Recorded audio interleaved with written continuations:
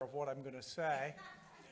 I mean, Dan may disprove one of my rules of life because I always figure the first qualification to be a psychologist is to be nuts. But Dan gives every indication of being reasonably sane. Yeah. Now, I haven't talked with his wife about that, so that could be another matter. But Dan is both a Lutheran pastor who is serving as really a long-term interim pastor at St. John's in Birdsboro outside of Reading. And he is also a licensed psychologist. Is psychologist the correct term? Licensed professional counselor. Licensed professional counselor. Well, maybe that's why you're not nuts then. Licensed professional counselor who we have used, as you've noticed, many times to help us in our mission region.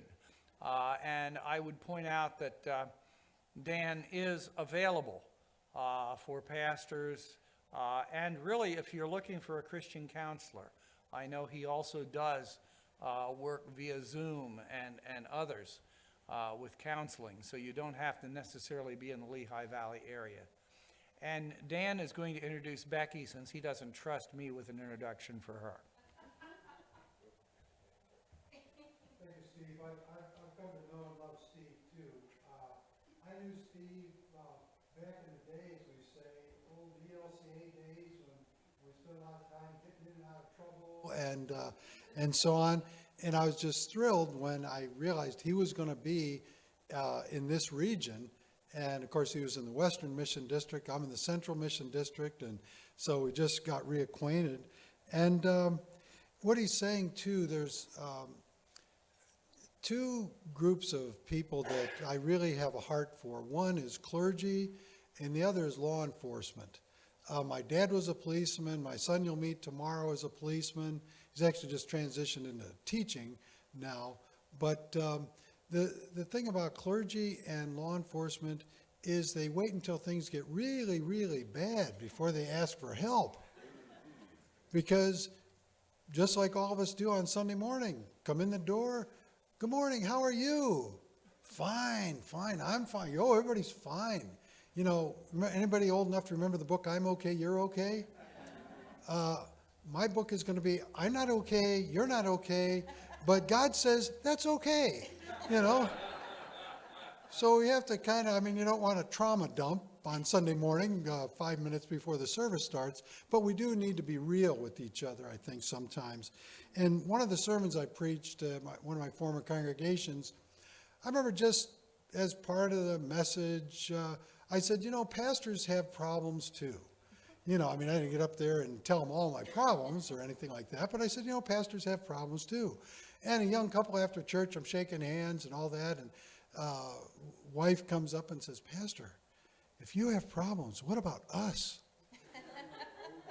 I said, well, we have problems too. That's the whole point. And, you've got issues, I've got issues, but let's do something about them. And there is an awful lot of stress going on in the world. Now, not all stress is bad. I see a couple other red sweaters here today. I'm thinking of Reformation red, right? Well, any Phillies fans here?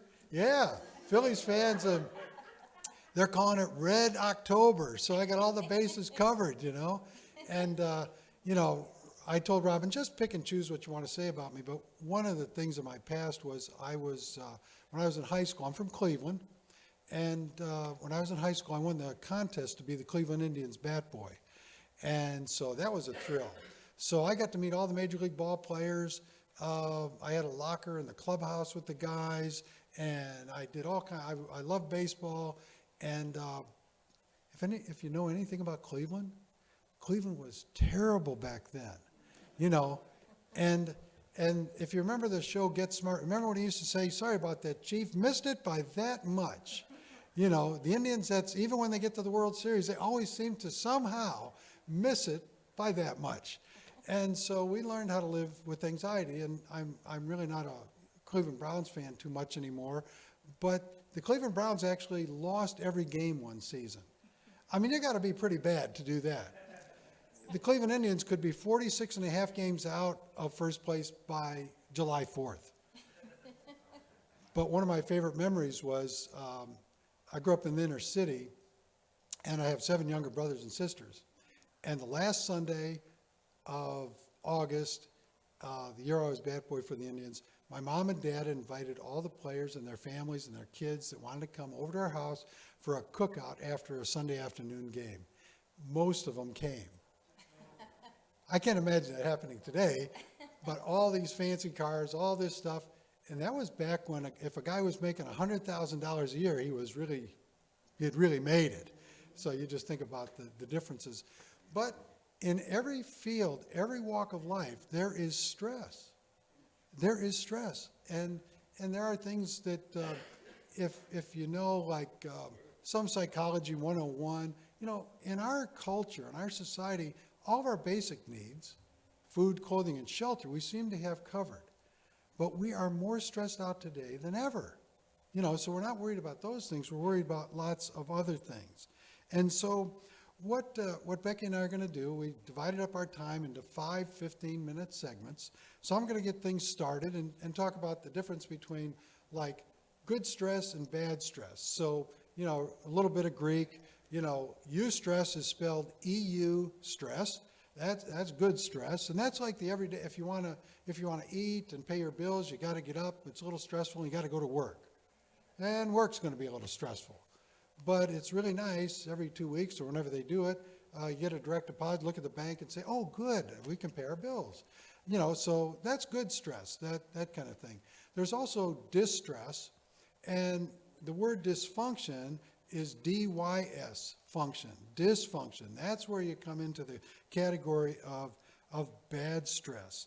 And so in this little introduction, there are things, and I'll show some slides in the next segment that show the brain.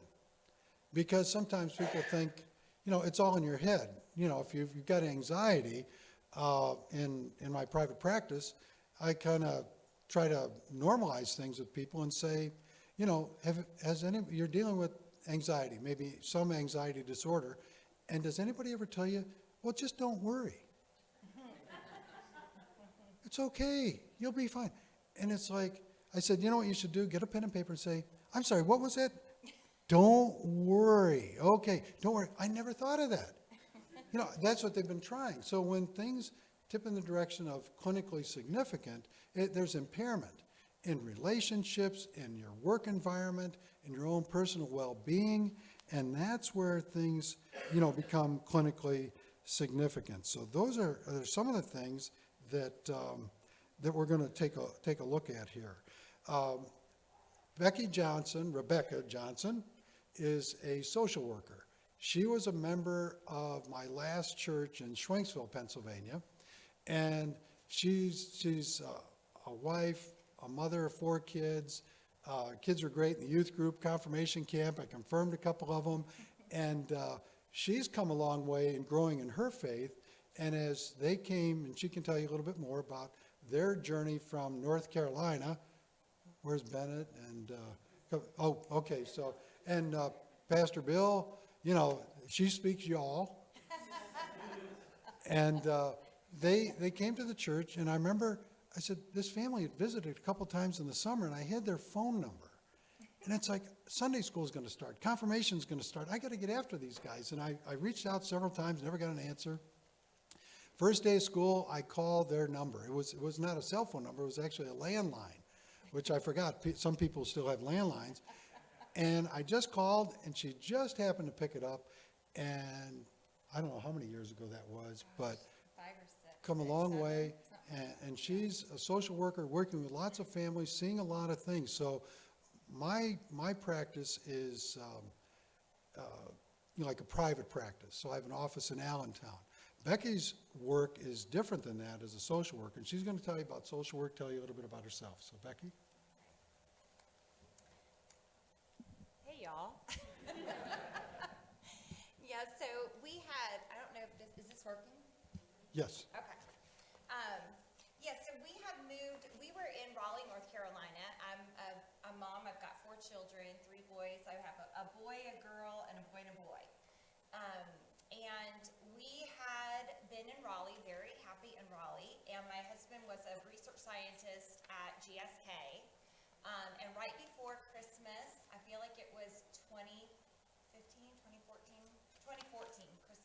2014. GSK had a huge meeting and they like laid off like 2,000 workers. 1,000 literally lost their jobs like that day. It was like 2 weeks before Christmas, and thank God Johnny was one that had his job still. And we were told that a few handful lucky ones would be brought up to Pennsylvania. We were told we would be brought up to Philly, which we were not. But we were like, we don't want to go to Philly. And so we were like, we'll be in North Carolina. So that was in winter and into spring, and John was one that was selected to go up. We checked out Philly. I decided that, it was a great place to visit, but that was it. We will not be going to Philly.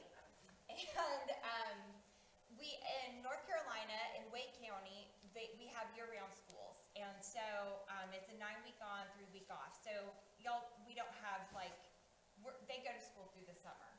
So as summer's going on, we're having to make a decision about what we're going to do, and we still had not found a job. And John and I have always been of the mind that God gives us signs about where we're supposed to be and what we're supposed to do, and we need to not fight it.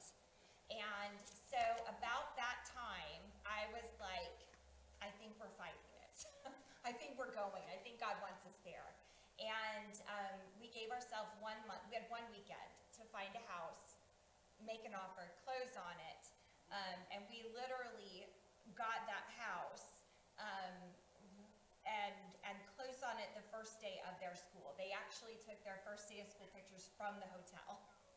We traveled from North Carolina up with 4 children, 3 dogs, a snake that we had to hide and carry into Hilton. It was fun. So it was interesting. But one of the things I look back on that time, and we had been we're a big baseball family too. And we had been very heavily involved in our baseball, and we had not been as involved in church. And when we were ripped out of all of our friends, all of our family, and we were very isolated up in Pennsylvania, that I feel like that was God putting us where we needed to be and taking us out of our comfort zone. And we had really made that decision that we need to go to church and make that a priority, that sports and everything else need to not be the priority. And I feel like that was the start of repairing a lot of stuff.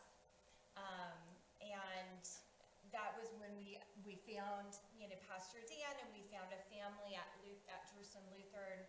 And I got very involved, and as Pastor said, I grew up as a Christian, but I grew up in a very liberal household.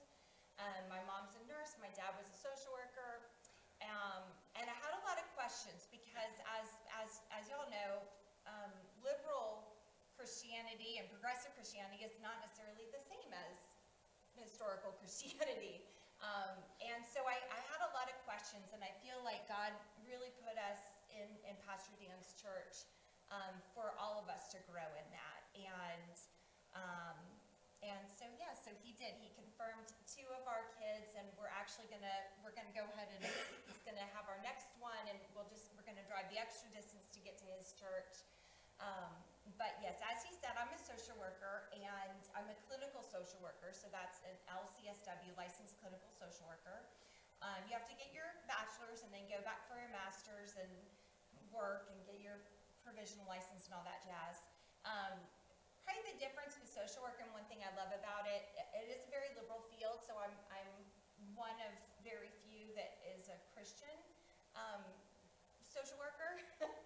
But we really look at people as a part of systems. And so I've got my client, I've got his or her family, I've got their neighborhood, I've got their community, their state, their socioeconomic, whatever, their culture, all that.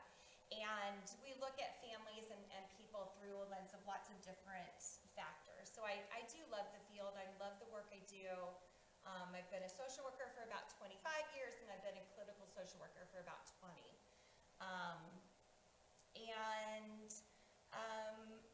It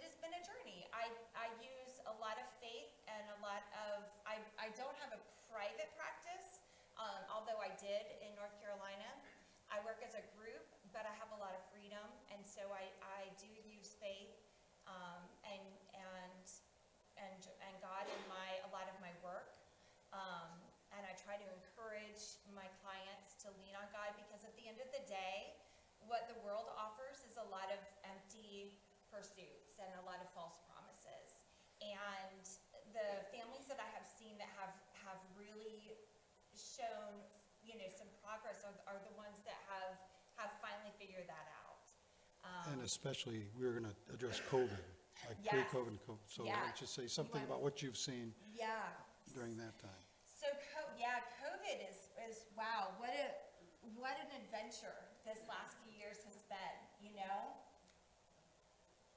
I will never forget sitting in my office doing sessions, and my kids are messaging me, and school's closing for 3 days, and oh my gosh, and oh no, now it's closed for 2 weeks, and all this stuff, and my clients are like, are you gonna be here next week?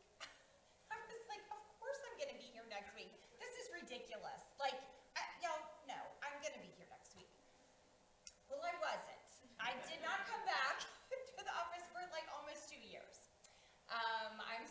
I'm still just getting back, but they're still forcing masks. So I told my director I'm not coming back until he gets rid of the masks. But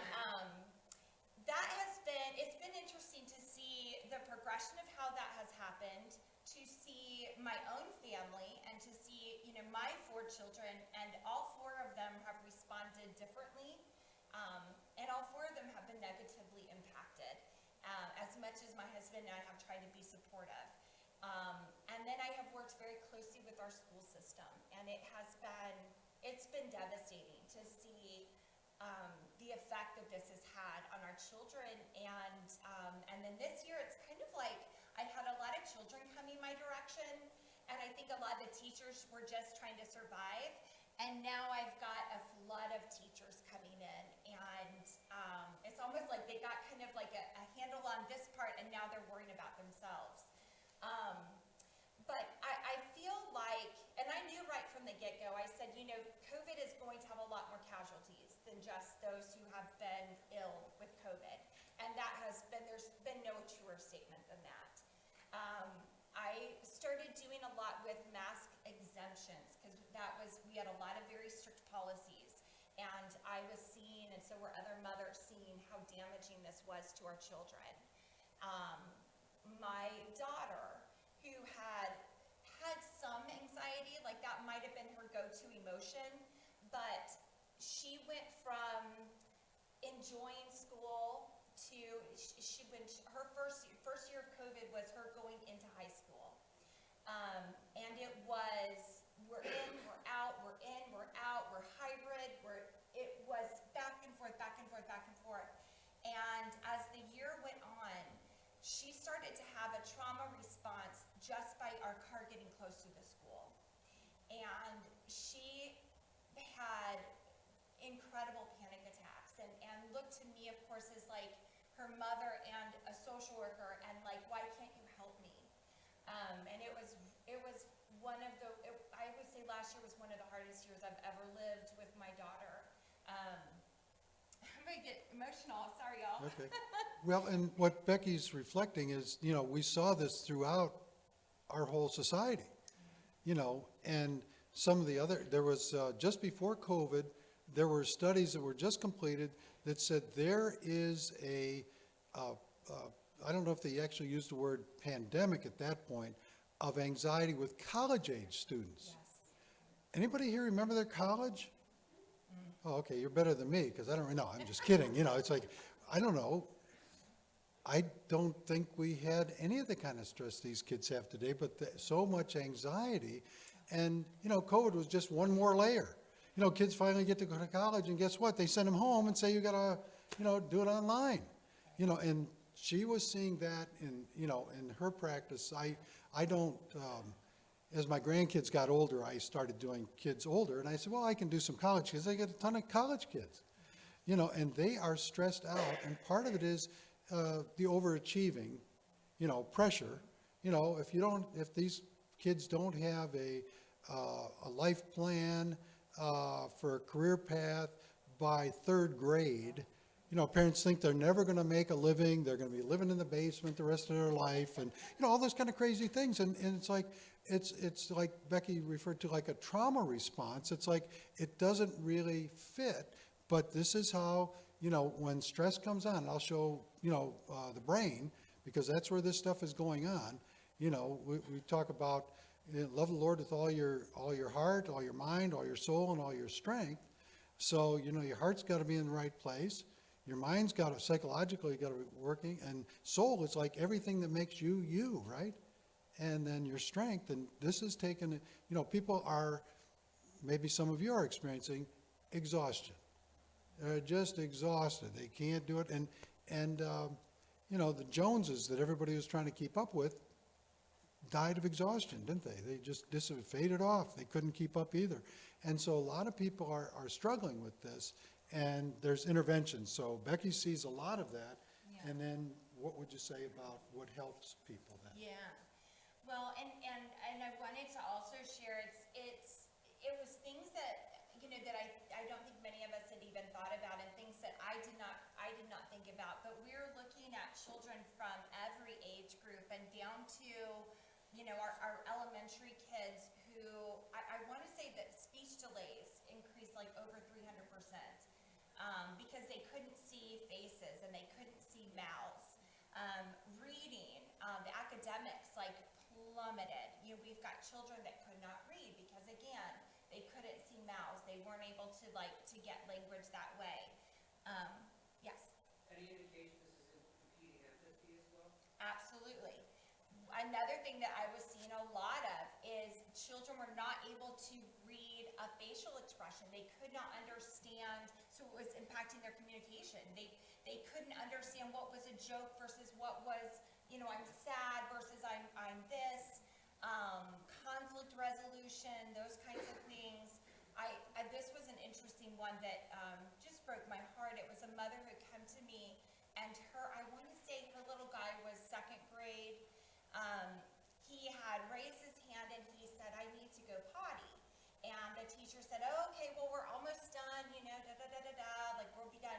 Well, he needed to not just go potty, like he needed to go potty. And I think had the teacher seen his full face, then she would have seen that look of like, oh my gosh, I'm not gonna make it. And he was a rule, like my kids would have just jumped up and done it. But this guy was a rule follower. And so he peed his pants and he's old enough that they're gonna remember this. And so he was devastated. Like those are gonna be little, and we might kind of go, oh, well, that's no big deal, but that was a big deal. And it is gonna be a big deal. And so, I feel like these are gonna be things that we will be seeing, and we already are struggling with all the social media and the disconnection from each other. I mean, half of my children's connection with others, especially for those 2 years, was literally through their phones and through their computer screens. So that was already an issue. So now we've got, just an even more bigger barrier. And so in terms of treatment, obviously there's different kinds of treatment. There's secular treatment, and then there's Christian treatment. And I feel like, and probably you have seen it too. That's where I'm going next. Yeah, like a kind of a mixture of both, but that might be a good segue for you. Yeah, let me pick up on that. Yeah.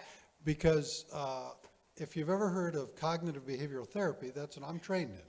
And so when I first started studying, because my degree is in clinical and pastoral counseling, so I got the clinical and the pastoral, and so I've worked in secular agencies, I've worked in, Christian counseling group practice, and I've got my own private practice.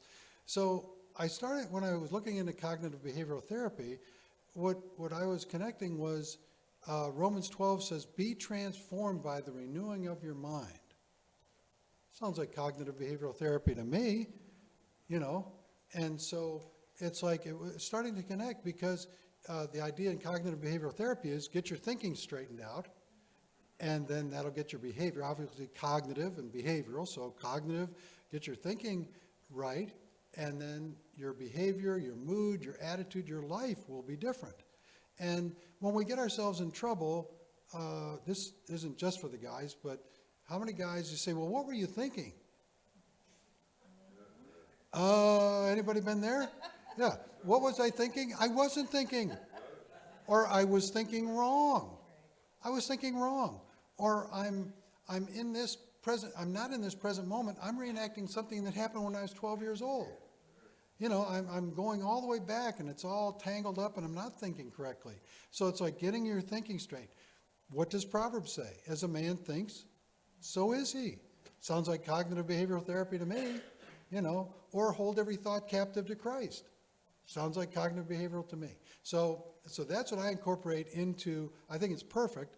And sometimes I point at, you know, all my books in the bookshelf and I say, you know, I actually, if you ever heard of Albert Ellis, the father of this stuff, my professor said he took classes from him. He said he's the great blasphemer. That guy hated God, hated religion, and everything else, but he was brilliant. So he said, you know, it's like eating chicken. Eat the meat, spit out the bones. You know, take the good stuff that these guys have and use it because, to me, truth is truth. What did the Israelites do when they left Egypt? Remember in Exodus 14, they spoiled the Egyptians? That meant they took all the booty. They took all this good stuff. And it's like, I think we need to take that too to benefit and help people and glorify God.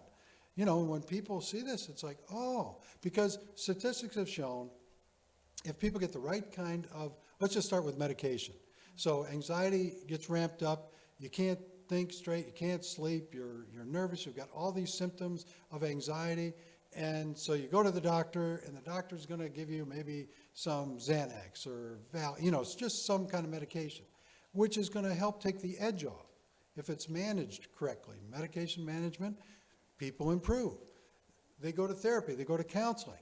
When they go to counseling, 90% of people, well, people improve when they go to counseling. If people get the right kind of medication, they get the right kind of counseling, 90% of people improve. Now, the reason I know that is because insurance companies won't pay a guy like me to do what I'm doing unless it works. So, you know, we have clinically supported treatment plans. So it's like you have to, and that's what cognitive behavioral therapy does. So it's very effective, does very well with people. And, you know, it's spreading across our culture. So here's an article from August 18, 2022. A colleague was quoted in the newspaper saying, you know, mental health diagnoses in general are very common. About 50% of all people in the United States will be diagnosed with some kind of mental health diagnosis in their lifetime. And this is just those who get diagnosed. Anxiety disorders are the most common group of mental health diagnoses. So this, you know, so there are different kinds of anxiety. And it's not limited to a certain age group. Here's an article, Getting Older Can Bring the Age of Anxiety. Boo, I didn't see that coming. You know, it's kind of like my mother-in-law. She was married for 40 years. They had a big party for her, and my father-in-law was a real piece of work. My mother-in-law was great. And so at this big, beautiful dinner, she says, I've been in the wilderness for 40 years. I want to go to the promised land now, you know. But it's that, so it doesn't quit, you know, and then, you know, health issues and so on just kind of compound it. But in the category of anxiety disorders, and I have a little table there with some resources, some of the stuff you can take. You'll see this. I'm in the network with, obviously, like Focus on the Family, New Life, American Association of Christian Counselors, and I'm also in the network of Amen Clinics. If you've ever watched PBS, Daniel Amen, psychiatrist, you may run across him. He's actually a Christian. I've heard him speak a couple times at the American Association of Christian Counselors conference for continuing ed, and he got famous because he was one of the guys who was one of the doctors who was doing all these brain scans of NFL players who had concussions. And they got terrible anxiety, they got terrible depression, there's suicidal thoughts, some are completing suicide, you know, all this kind of stuff. And he said, I'm a psychiatrist, I was not trained to look at the brain. We're looking at symptoms, we're diagnosing, we're treating it, we're giving medication, we're trying therapeutics, and it's like we haven't really looked at the brain. So at that table, you'll see this one, and it shows, a picture of the brain, healthy brain, unhealthy brain. The way God has created our brains, it can heal. Your brain can heal. Stress, if you look at some of this, and I've got some slides that they're going to be showing here in a minute, just to kind of scan down, but you'll see healthy brain, unhealthy brain, and of course, this one that you can take shows like the brain on certain drugs, like marijuana, meth, cocaine, opiates, alcohol, and smoking even. It shows the effect of smoking on the brain. So, but your brain can heal if you take care of yourself, and that's what Daniel Amen says is a tremendous miracle of the way God has put us together. So in this kind of health crisis, you can, if you go to a clinician, it can be a psychiatrist, a psychologist, a professional counselor, a social worker, and you get a diagnosis. It could be something like PTSD, social phobia, general anxiety disorder, obsessive compulsive disorder, panic disorder. All these kind of things affect us, and it affects your brain. Sometimes people say, well, it must all be in your head. Well, yeah, kind of, because that's where your brain is, So you've got to treat the whole person. So as a clinician, we look at the whole person, the holistic model. Sounds like something I read in that book. The whole gospel for the whole person. But you look at bio, psycho, social, spiritual. So you look at all the physiological stuff. Sometimes that's an easy fix. People need to change their diet. They need to start exercising, maybe stop smoking, cut back on alcohol, things like that are easy fixes. Get a proper amount of sleep. Our society glorifies overdoing it, don't we? What do people say after they say, oh, how are you? Fine. What's the next question? How you been? Oh, busy. Oh, busy. Everybody's busy. Busy. You know who the busiest people well, the age group is up there too, but everyone in my church, I should figure out the average age, they're all mostly retired or semi-retired or getting close to retirement, and they're busy. Some of them complain they're busier now than they were when they were working. They don't know how they found the time to work. So these are the kind of things that are going on in this field that we're seeing. And so one other quote maybe, and then if the guys, I don't know where Bob and Megan, oh, there he is. Oh, good. Okay. Bob, if you want to, oh, good. There it is. I don't have eyes. Did you just put that up there? Oh, thanks. Okay, well, I should have. Well, so here you've got, I don't have my laser pointer, but if you're looking here, this would be a top-down picture of your brain. Like if you're looking at your brain like this inside your skull. And you see, the brain is really an amazing miracle how it functions. And there's all these different parts of the brain that take care of different things. So you look at these different, this is a SPECT scan, that's what Daniel Amen does, and you say, okay, do you see basically how it's smooth? You come over here to the unhealthy brain, and this is just a sample of different things. Look at the effect of, and I'll show you some more slides in a moment, what anxiety does, what post-traumatic stress does, what depression does, what's your brain look like? I mean, it's getting, it's getting more and more unhealthy, and so we've got to do something about it. So we have to learn how to manage stress. Is all the stress in your life going to go away? No. Can you manage it better? Can you deal with it better? Absolutely. And there are ways to do that, and Becky's going to talk about, therapy and self-care and things like that in the next couple minutes. But if, Bob, if you want to just kind of scroll down there, and I'll just kind of highlight some things. It's not gonna, I don't know if there's a light here, but what happens is, oh,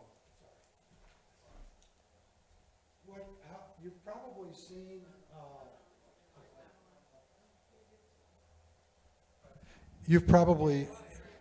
you've probably seen a brain, how it lights up.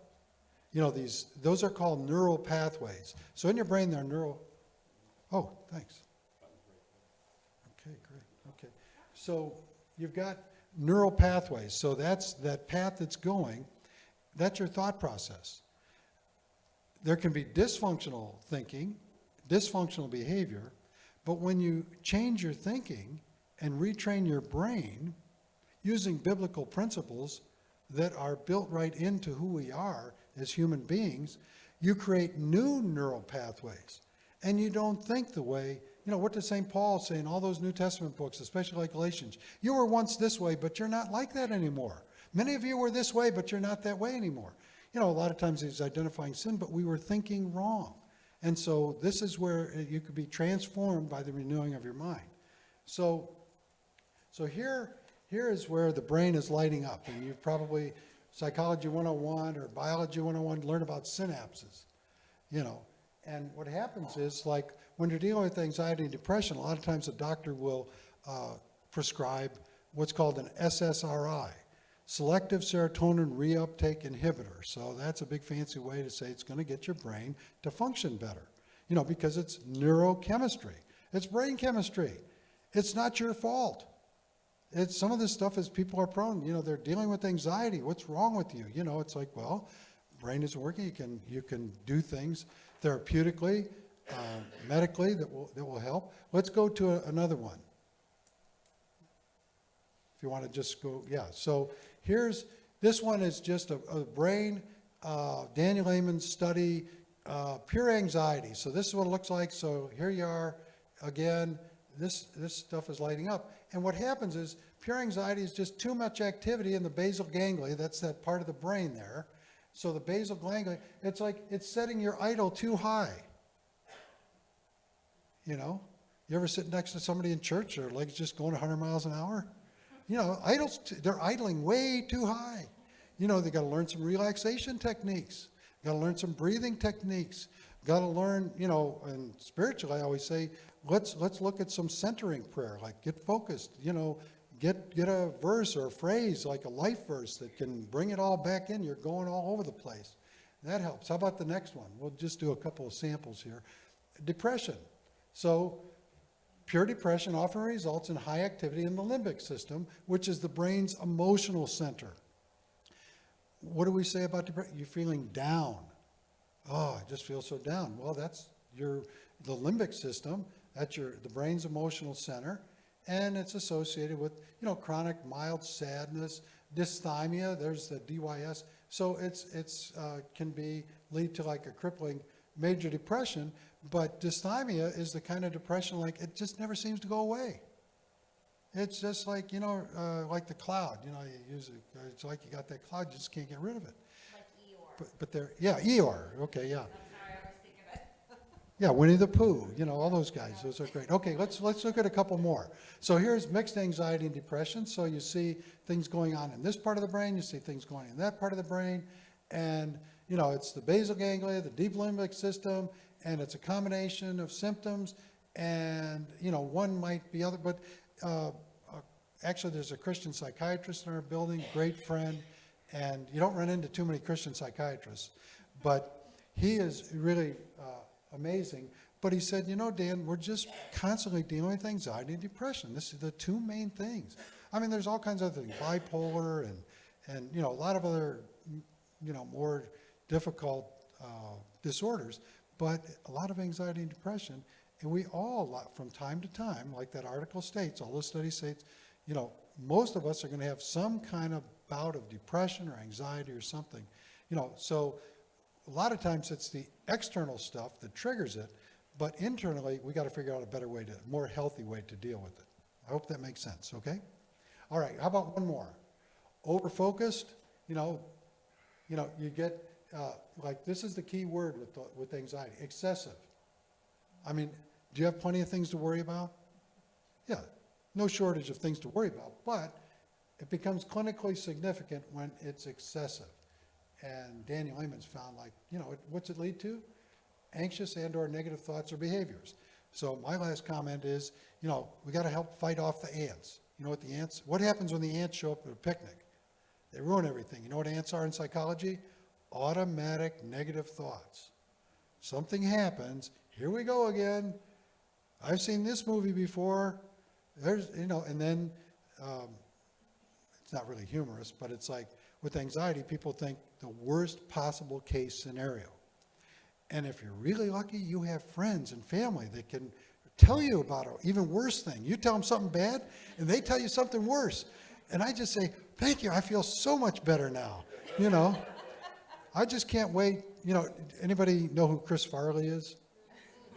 Chris Farley on Saturday Night Live, you're going to be living in a van down by the river. People think they are going to live in that cardboard box under a bridge in Philly or somewhere. And it's like, just don't, no, you're not. But you have to seek help. So I'm going to let Becky take this from there. Thanks for the slides. That's great. All right, so,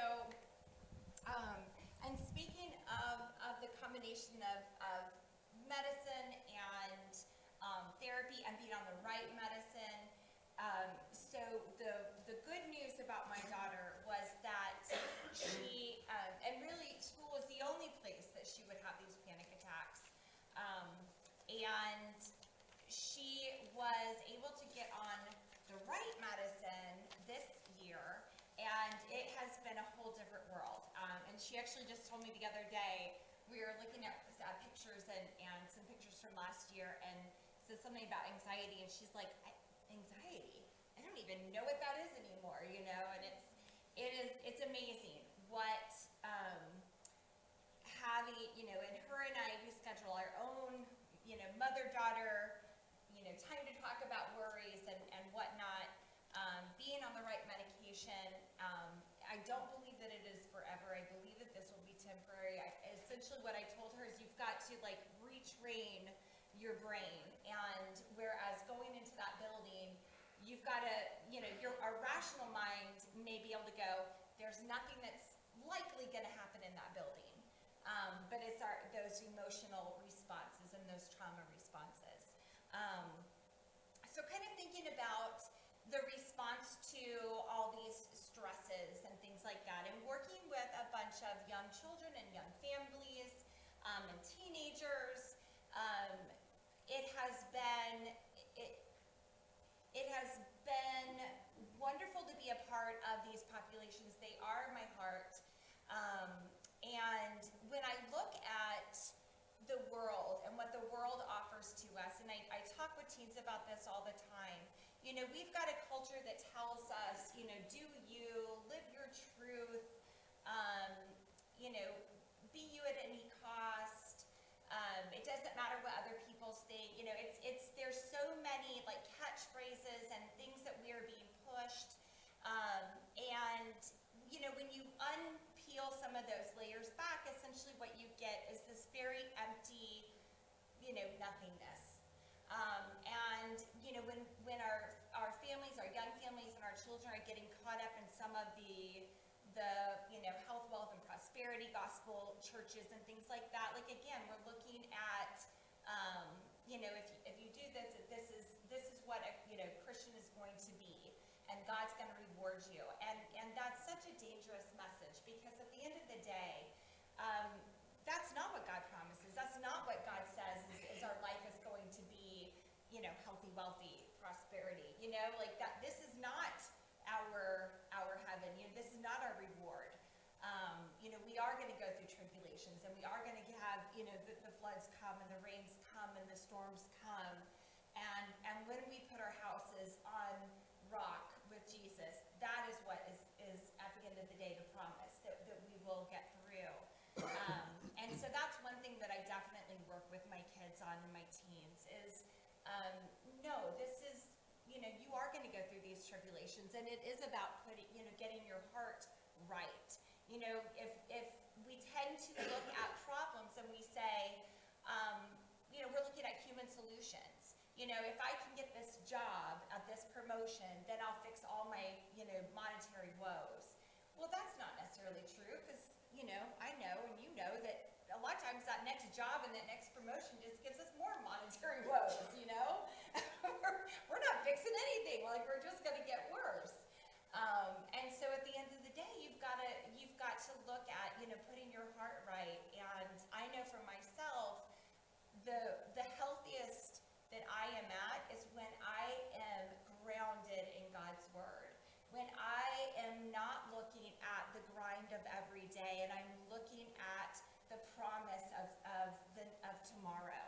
And that, you know, when you brought up Egypt, that's one of my favorite stories, the Exodus story. And, you know, in Exodus 2, when, you know, Moses has been born, he has been saved, he has grown up in Pharaoh's household, and he sees what his people are going through, and he has killed the Egyptian and run away to Midian. And I think it's verse 24, 25, and God, it says, well, I'll tell you what it says, because I knew I wouldn't be able to remember. Okay, so, it says so verse 23, so now it happened in the process of time that the king of Egypt died, and that the children of Israel groaned because of the bondage, and they cried out, and their cry came up to God, and because of the bondage. So God heard their groaning. God remembered his covenant with Abraham, with Isaac, and with Jacob. God looked upon the children of Israel, and God acknowledged them. And I think that that's the one thing, like, did they know that God was hearing them? No. Did they know that they were going to be saved? I mean, they were probably worried about that. They were starting to worry. And we could look at this story, and we look at all through the Old Testament into the New. And when we're in the moment of the groaning and the bondage, we can't see that promise. But this is when we root ourselves in this, when we ground ourselves in this, then we know that it's coming, that this is not our reward, that we will go through tribulation, and that God uses tribulation to make us stronger, to make us more Christ-like. And so I think that's one of my favorite stories when I work with teenagers and even mothers and fathers. You know, this is tough. We're going to go through tough times. But that when we remember that God fulfills all of his promises, that is going to be, you know, the thing that grounds us and holds us and gets us through. So. And we know that God is faithful, right? You know, I mean, a lot of times I have to, you know, as older, you know, people that get a little life behind them, look back and say, well, is this the first time you've ever had trouble? Well, how did you deal with it before? Did God bring you through that? I mean, and if they're not, I mean, because in my practice, I see all kinds of people. Actually, I have a Jewish psychiatrist, a Muslim psychiatrist, and an atheist psychiatrist that refer people to me. You know, I've counseled people at Hindu because, you know, I mean, on my door it says, you know, Rev Dan Schaefer, so they know it's not false ad. They know that I say, you know, I'm a pastor. And they say, oh yeah, we love the fact that you are a person of faith and you respect faith. Now, I'm not there to evangelize, but I'll tell one great little story. I was counseling a couple. Make a long story short, she's from Vietnam, and the two boys were born in Vietnam. She met her new husband in the United States, and so he's having trouble. Just here's what I said. Oh, you know what? I'm not going to do like the boys. You know, I'm not going to do kids anymore. I'm going to just older kids. You know, 10-year-old boy, ADHD, nice kid. Mom says, could you please help us? We're just struggling. You know, okay, so, you know, you might need to read the book Boundaries on the table there, you know, to learn how to say no. You know, but I was God telling me, no, you don't get to say no. So I'm working with him, and this little guy, he's my buddy. He's having fun. He's playing his little recorder instrument again. He's drawing in the office, and it's like, I don't even do this. You know, this isn't like my specialty. That's somebody, he's supposed to be going to somebody else. Well, you know, in my office, on the top of the bookshelf, it's about this high, and It's over there. He's just, of course, ADHD, he's all over the place. He's under the chair, he's on the chair, he's laying on the floor, rolling around, whatever, rearranging, all the water bottles and, takes it, but he's a great little kid and he was doing better. And so he's just fascinated with all my stuff on the top of that bookshelf. There's a geode, if you know what that is, He thinks that's like a really cool thing. And then, I've got like a baseball signed by, anybody know who Bob Feller is? Okay, Bob Feller, autographed baseball up there. And there's also a cross there, and so nice like glass cross sitting on there. And he says, what is that? This kid is a Buddhist. Well, they're not really practicing Buddhist, but they say they're Buddhist, but they're not really doing anything. We hadn't really talked about religion or anything too deeply. He says, I said, well, that's a cross, and that reminds us of Jesus and the things he did, so I gave him like a little snippet. He says, is Jesus real? I said, oh, yeah, he's real. I know him. I can tell you all about him, but we're going to ask Mom and Dad if it's okay, to tell you about him. So what happens? I give him a Bible. He's reading stuff. He's watching, and I was trying to get him off his phone, but now he's on his phone watching, like, YouTube stuff on Jesus. All kinds of cool stuff. So they took a trip back to Vietnam. This is before COVID. So I have a beautiful painting from Vietnam they brought back to me, And so when people say, oh, wow, that's really cool. What is that? And I tell them that story. And you just never know how God is going to work. How many times we say, God showed up. God showed up. God shows up in people's lives. And what did Jesus do? Preaching, teaching, feeding, healing people. What's therapy? Remember your Greek? Therapeuo. Therapy, healing. Jesus healed. And sometimes he's got to heal our hearts. Sometimes he's got to heal our minds. He heals our bodies. Heals our souls. And, of course, it's never going to be complete and full until we see him face to face in heaven someday.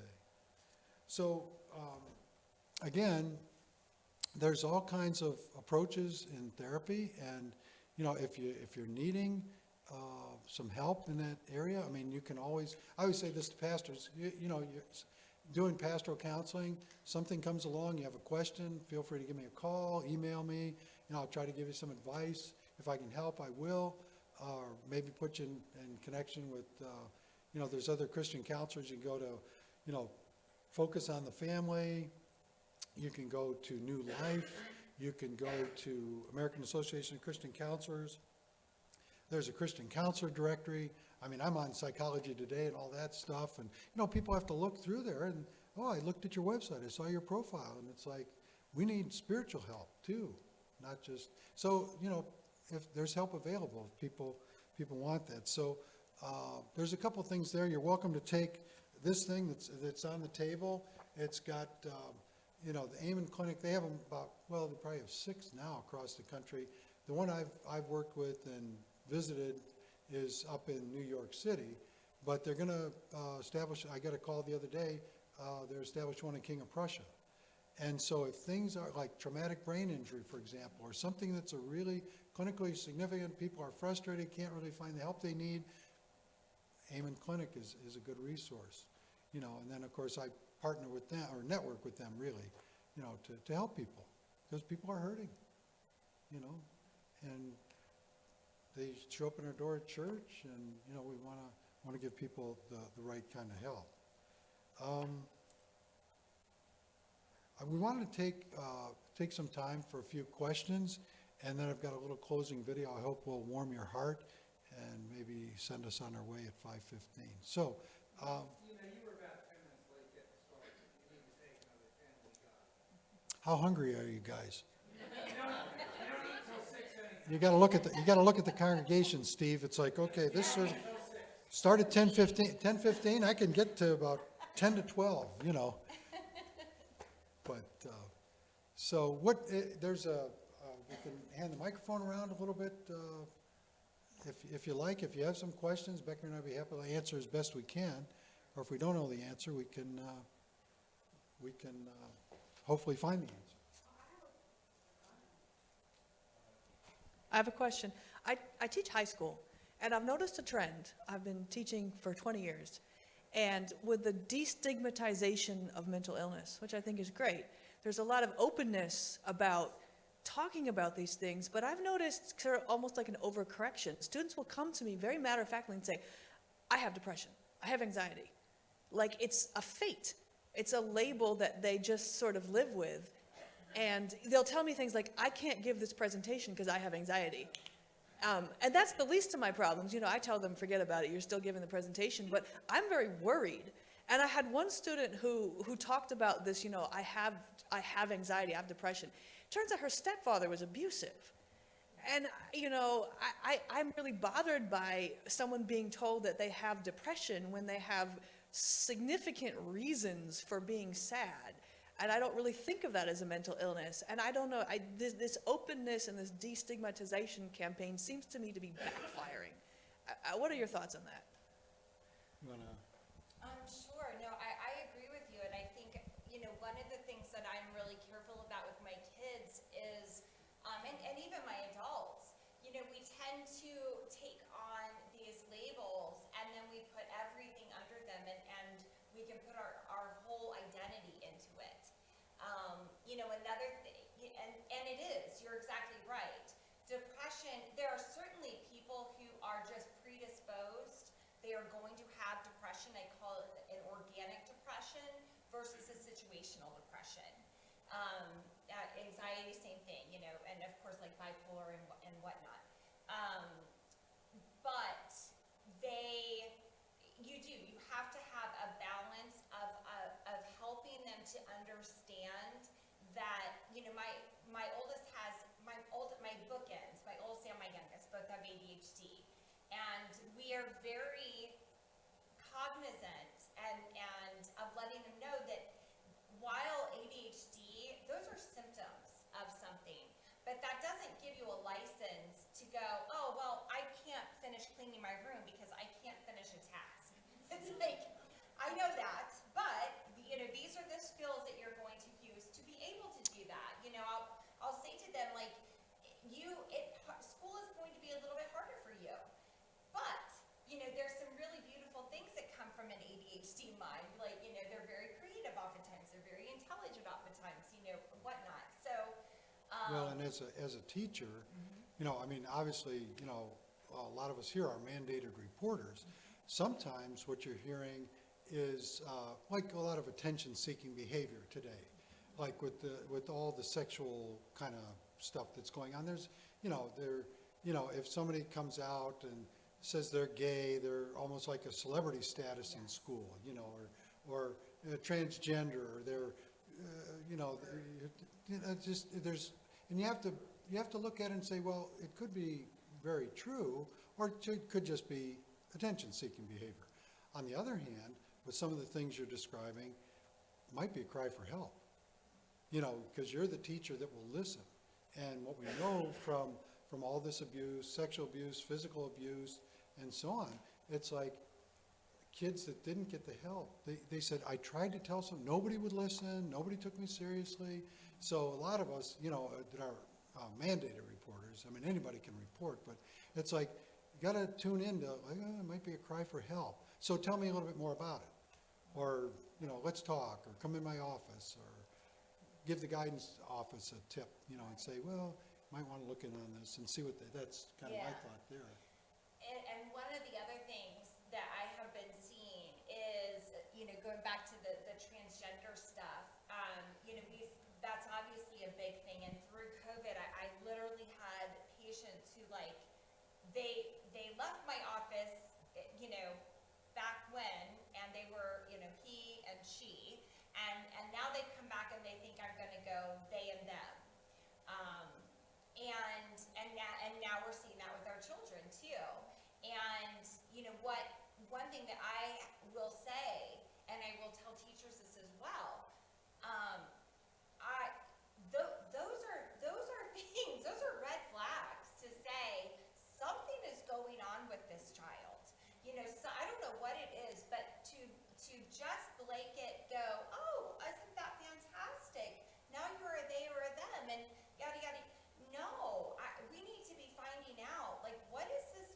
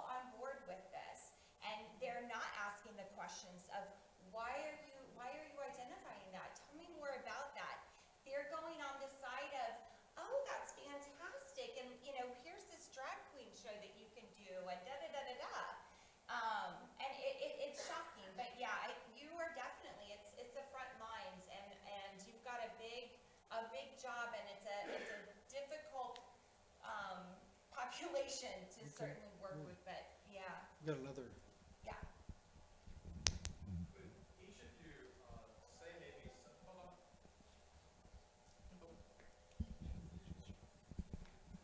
Could each of you maybe say something about counseling people through the internet, Zoom counseling, the pluses and the minuses of that? As pastors, we know a lot of people who are involved in that. Pluses and minuses. well, like most pastors, when COVID hit, you know, I had no idea what Zoom was.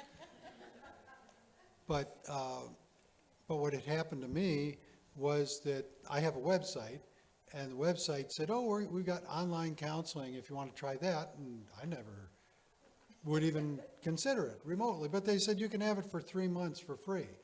That was at the end of 2018, like December. I said, well, you know, I'm a pastor, don't bug me. It's December, you know, call me next.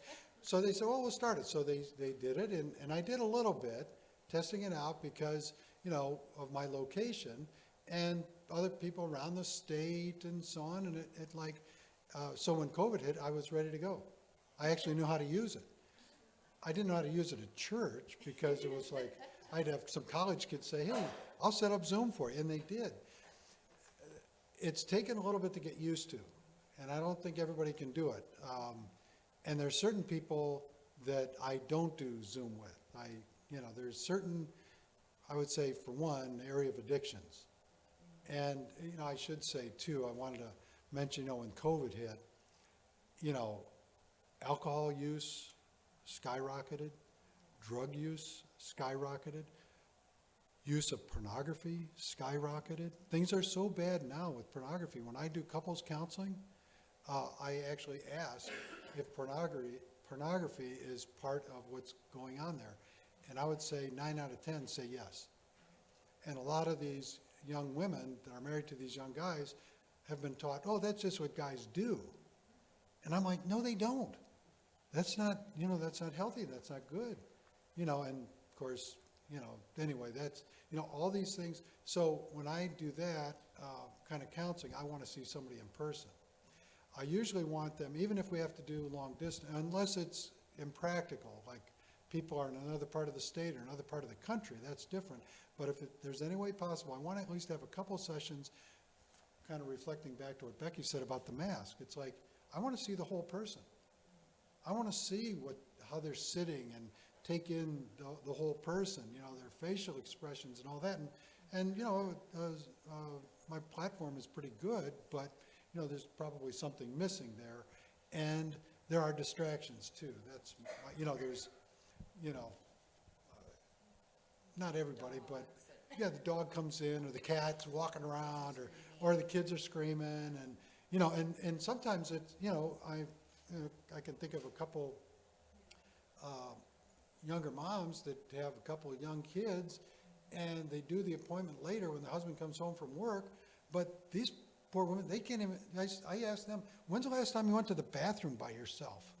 You know, they don't even get to do that. You know, it's like, you know, they got kids hanging on them and, you know, it's like, you know, so if any way possible, you know, I try to see people in person, but it works, you know, but there's, with the caveat, I guess. Yeah.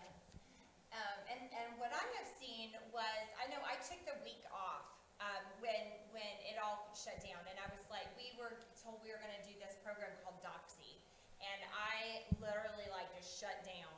I was like, y'all, what?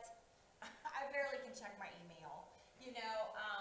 So I was very intimidated, but what I have found is, Doxy has gotten a lot better over the last 2 years, so it is better. And when in doubt, we just shut it down, we re-log on, like it's just like turning off your, you know, like you'll turn off your phone and it will work. That all of my clients know that.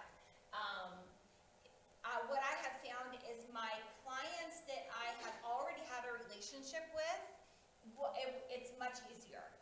When trying to do a new intake with a new family, it is very hard because I do not have that relationship with them already. And so I have done a mixture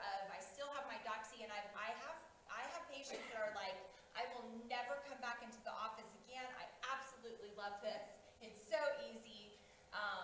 And to be truthful, there are ones that I really love too, so I will probably keep like a day of telehealth.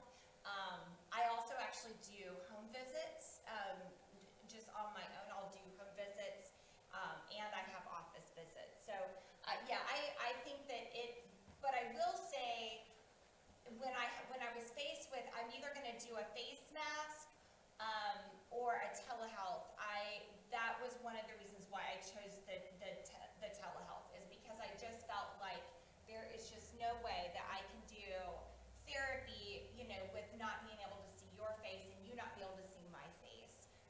We know how important, and we've known that from like many years ago. The psychology of that is beautiful. Down to even, with a newborn baby, and that their best vision is that 12 inches between a baby nursing and a mother's face. It's fantastic. But yes, it's pros and cons for sure. But And it's all, like the platforms we use are all HIPAA compliant Yes. and secure. So, I mean, that's something too, because, I'm always kind of skeptical about, is this, I don't want that to get compromised. yeah. So, how about other questions? I don't know if anybody's online has a question, or if they've chatted in or something, I don't know.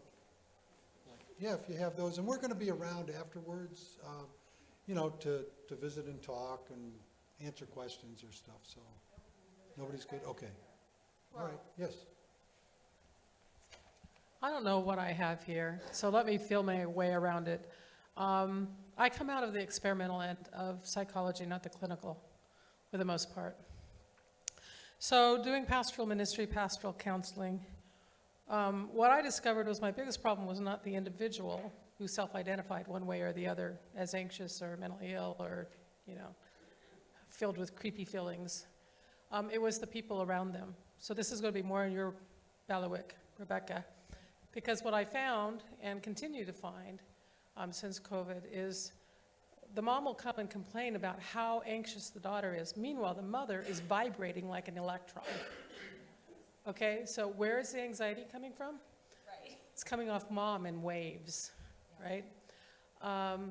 My kid might be X, Y, or Z. Well, is yours, or are you instead fulfilling some own thing of your own and sticking your child in the middle of it? So I have seen a fair amount of that. And I'm not quite sure how you get to that, because of course the person who is least interested in exploring that is the person who is vibrating with anxiety or trying to fulfill some hole in themselves by use of their child. It's like a weird case of Munchausen by proxy. It is tough. You're exactly right. Yeah.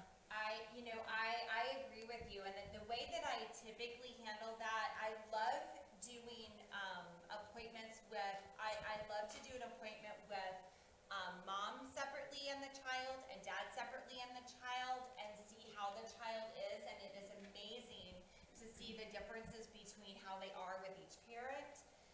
And the way that I will handle that is, and it's a delicate balance, because moms have already a lot of guilt. What are we doing wrong? It's mom guilt, mom guilt, mom guilt.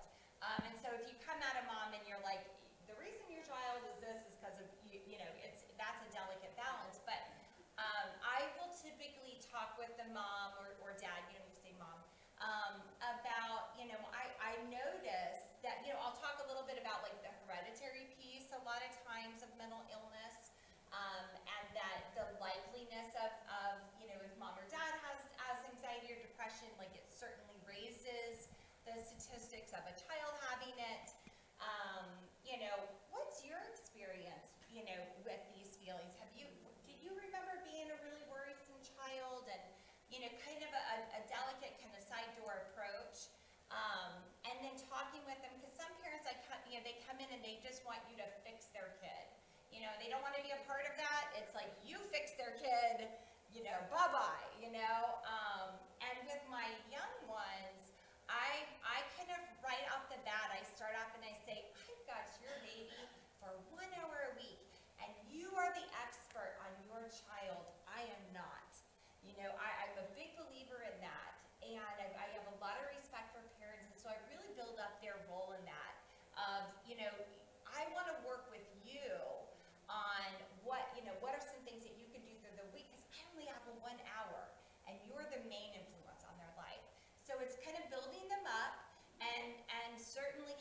them with some of their own stuff and identifying that. And usually what I have found is if you have that with a lot of love and comfort, that you can typically get a good connection with them and get And them give them some resources, like, Yes. you know, I think this book might help you, and if you take a highlighter, and not all of it's gonna apply, but see what it is, and they usually come back and say, oh yeah, that really hit the nail on the head, oh, that really helped, and then they start looking at themselves, so Yeah. that's good. Yeah, like what can you do to change, you know, your, how can you help support your child, you know? So, yeah, good question though. Yeah, good. I think we had,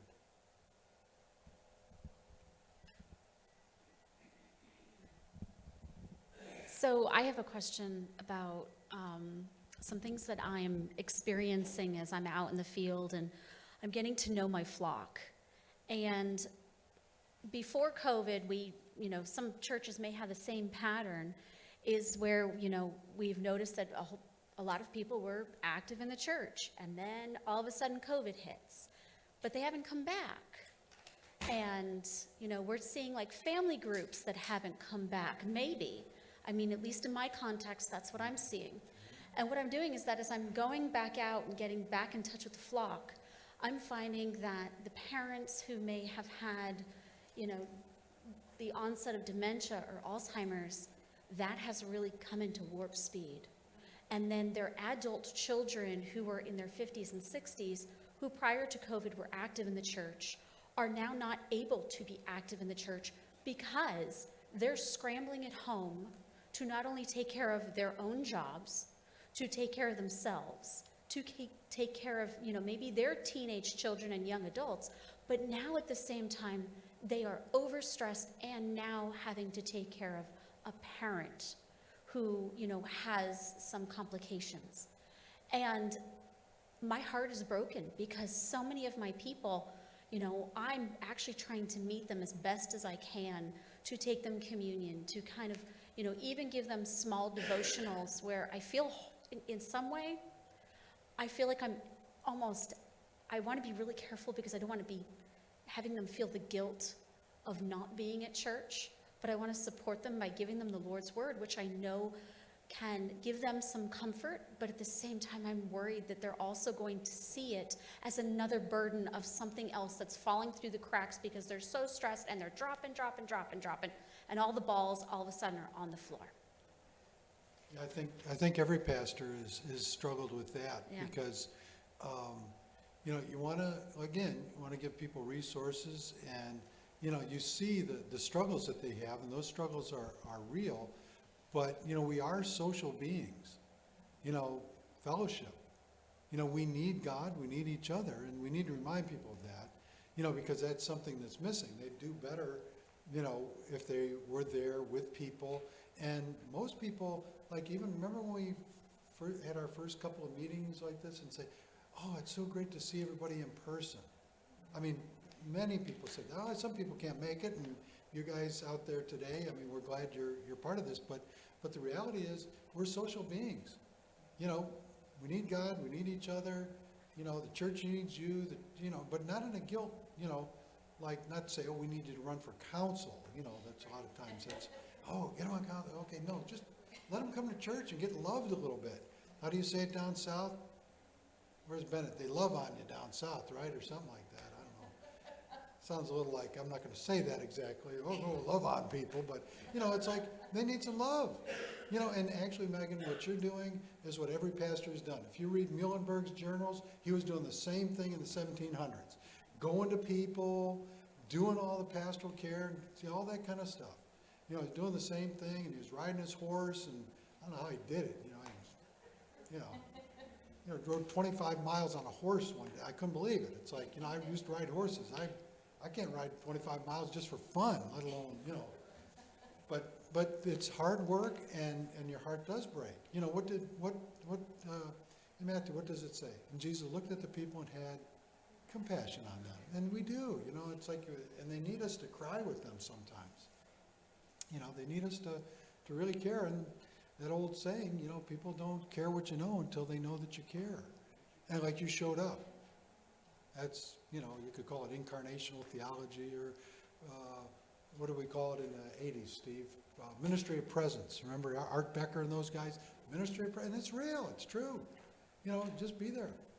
You know, in counseling, I tell people sometimes, I wish I had a magic wand I could pull out of the drawer, have you bow your head, I'm going to say a real nice prayer, and everything's going to be fine. It's like, no. But God, in our prayer, when I pray with people, I say, there isn't anything here we're talking about that God doesn't already know.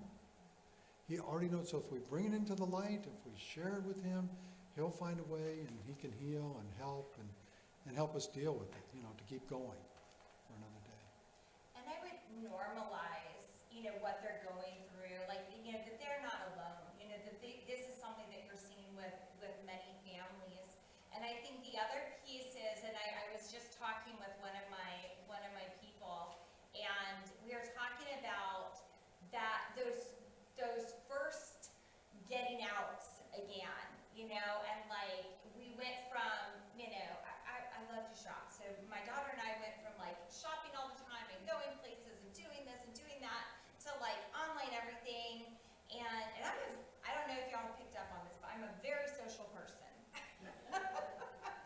And, but I even struggled with, and I didn't even realize it, how I really got like comfortable in my like isolation of like my flock, my 4 kids, and we're home and we're, you know, but kind of normalizing that this is, you know, you're not alone, and reminding them what it is, you know, remember what it's like when you are with other people. Like, just coming here, it's like, oh yeah, like, you know, you're just getting fed in a different way. But that is amazing to go out and be with these people, and I know how hard that is. Your heart is definitely in the right place for them, and that's a big part of just reaching out and doing that for them. The other thing in pastoral calls and other type of encounters, you know, we always are, you know, we've got scripture. And so what you're getting is a little piece. It's actually a woman I counseled. She came up, she's a Christian. She came up with that list. She said, you know, these scriptures help me. Now, the ones I had, I didn't put on a list, but, you know, Proverbs 12:25. Anxiety weighs a person down.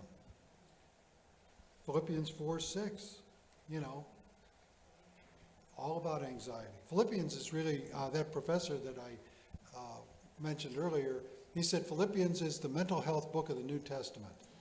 So take a look at Philippians. You got another question? Okay, sure, go ahead. I work as a chaplain, and in our training, we did a lot of work with dealing with anxiety, both as a therapist, as a chaplain, and then that which other people experienced. And what I discovered is that the profession generally drifts toward Buddhist practices of meditation and so forth. And I think those things have been found and proven to actually work because they actually do relax the mind and affect these patterns that you've displayed for us. I think the problem for us Christians, though, as we deal with our anxiety, is that Western Christianity has by and large lost any appreciation of the mystical practices within our own tradition. I mean, we can meditate on Scripture. Scripture talks about that, but do you know how to do it? You know, I don't think we really have, although the monastic practices of Lectio Divina and others might lead to that. I just wondered if you could address how we as Christians might be able to recapture those kinds of practices for relaxation and for anti-anxiety. Yeah, right. One of the big words you'll hear is mindfulness, you know, but there's kind of like, Becky and I talked about this before, like kind of a sense of Christian mindfulness, you know, the kind of things we have on our minds, you know. And the other thing you're going to hear from people today is they're thanking the universe, or the universe did this, and it's like, man, that just, you know, it's like Paul on the Mars Hill, you know, Men of Athens, I see you're very religious. I mean, you're really trying here, but man, you know, the universe, well, what did the universe say, you know? It's like, you know, I don't want to be so skeptical, but it's like, these are things that get distorted, and I think as Christians, we have a real powerful message. Well, this has been great, and Steve, thanks for the extra time. We're going to close with we'll take one more question, and then Bob's going to cue up this video, which I just want to warm your heart as we close, and then we'll be done, so.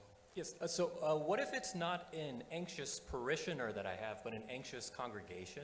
Would you speak to a collective anxiety any differently than a personal anxiety? Yeah, Peter Steinke, Lutheran pastor, wrote a lot of great books, Healthy Congregations. So there's three different books, I think, in a set, and he talks about family systems. Becky would be more of an expert in family systems than me, so I'm going to let her, you know, give you a little synopsis of that, or thumbnail sketch. But, you know, family systems apply to, you know, congregational life. Yeah. So, you're exactly right, and I think that there is some benefit to looking at them as a whole, because it brings that you are not isolated, you are not alone. We are all going through this, and so I think one of the big things is to just identify it. You know, like, let's talk about what are some of these worries, what are some of the things going on, what's happening. And I think, you know, as a family systems, like I said, that's one of the things I love about social work, is that we really do work within the systems and looking at every system and all the different factors. And I love, you're exactly right, how the Bible is so beautiful because it pulls all those things together so perfectly. But yes, I think, you know, using some of the resources and just doing, you know, identifying and the relationship building, and reminding your congregation what life was like before COVID. And I feel like in some ways, you know, it's like, I'll talk to people about kind of like pre-COVID and after COVID, and in some ways it reminds me of, like, you know, there's before 9/11 and after 9/11, you know, and life may never go back to what it was pre-COVID, but I think that it's about rejoining these groups and reminding us how important fellowship is. And, you know, while, yes, telehealth might be easier, yes, watching church on your TV screen in your family room in your PJs might be easier, but you're not getting what you get when you look at fellowship with one another. And just reminding them about the promises of God, that as Christians, we are not to worry that way. You know, that we ultimately, we do have peace with God. We have been reconciled. And God is hearing us, and He is with us. And so, but that is such a tough one. I think that between probably the two of you, that's definitely a connection of what you both are seeing. I'm sure what many of you are seeing, honestly. So. All right, very good. Let's, hopefully the sound is going to work. If it doesn't, I think the dialogue is there. It's a little boy called his local radio station to share a story that God showed him, and so this went viral, and I don't know, some of you may have seen it, but it's just kind of heartwarming and encouraging, and talks about the reality of the brokenness and hurts that we experience in life. So let's give that a try.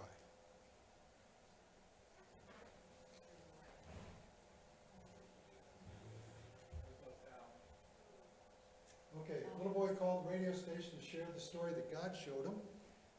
What happens next captured the world's attention. So the little boy says, "Hey Mike, can I talk to you? You bet, Logan. I want to tell you something that God just told me."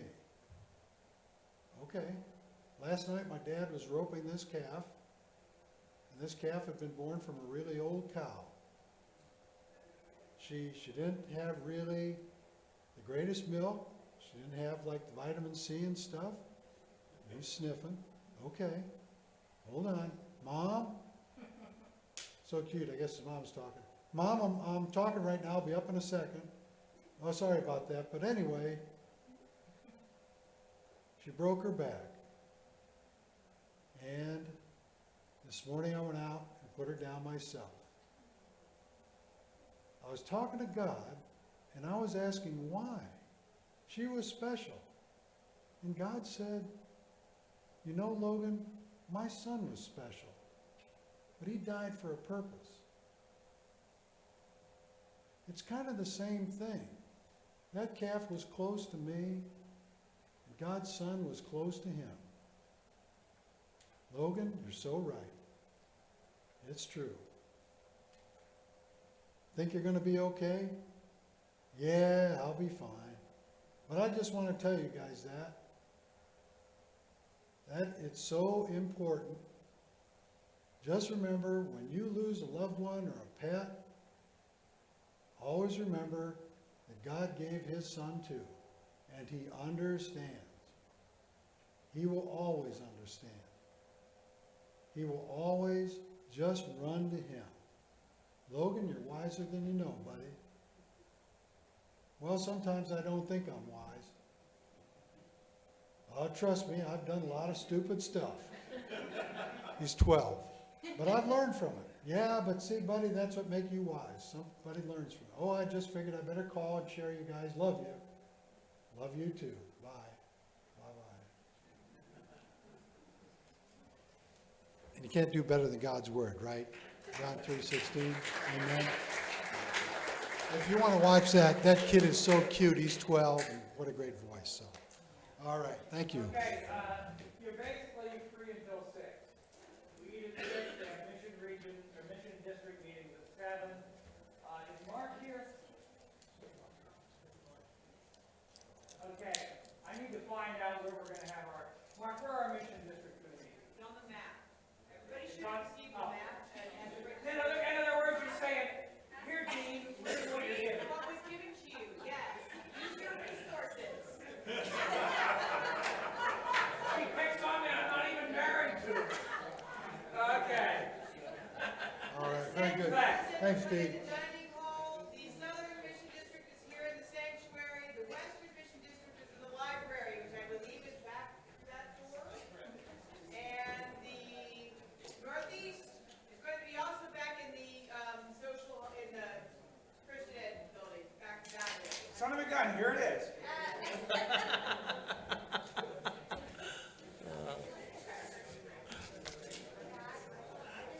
Becky, thank you.